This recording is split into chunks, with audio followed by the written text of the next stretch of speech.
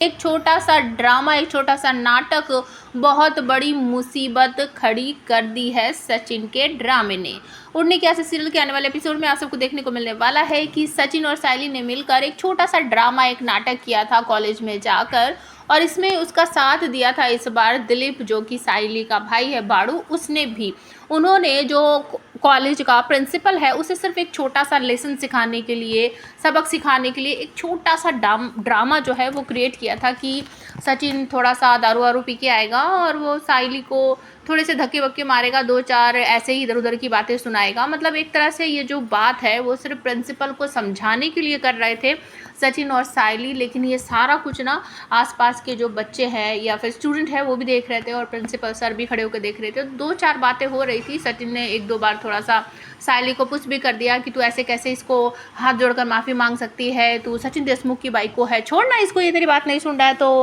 क्यों तू उसके हाथ पैर जोड़ती है, पढ़ाई लिखाई करके क्या होगा, इन लोगों को कोई फ़र्क नहीं पड़ता है हम कितनी मेहनत करते नहीं करते। इस तरीके से बहुत सारी बातें जो है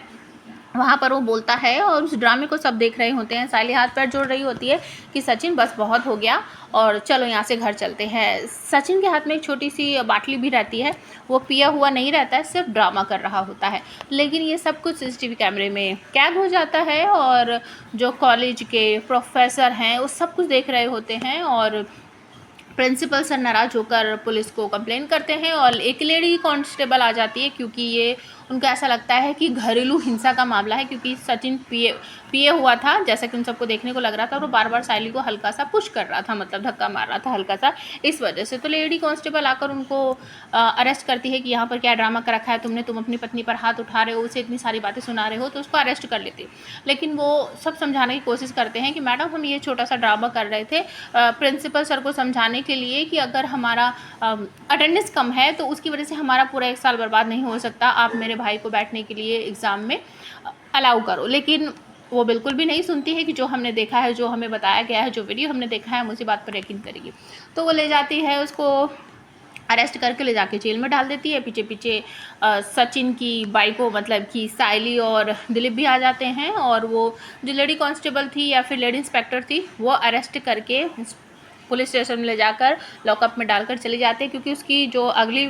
है ड्यूटी वो कहीं और शिफ्ट कर दी जाती है और वो नाइट ड्यूटी पर है।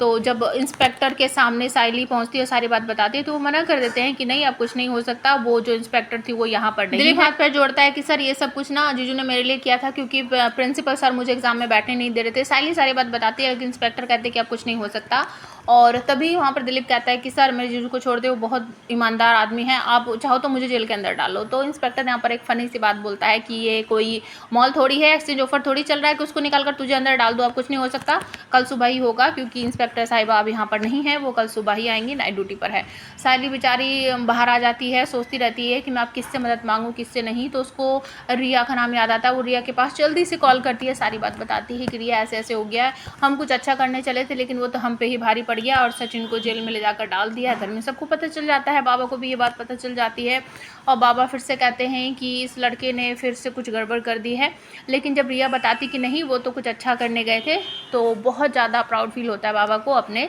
सचिन पर। अब आप हमें कमेंट करके बताओ, क्या ये केस बन जाएगा और रात भर सचिन लॉकअप में ही रहेगा या फिर रिया की हेल्प से सचिन जेल से बाहर आ जाएगा? प्लीज़ कमेंट ज़रूर करना। वीडियो अच्छा लगा तो हमें हाइप कर देना।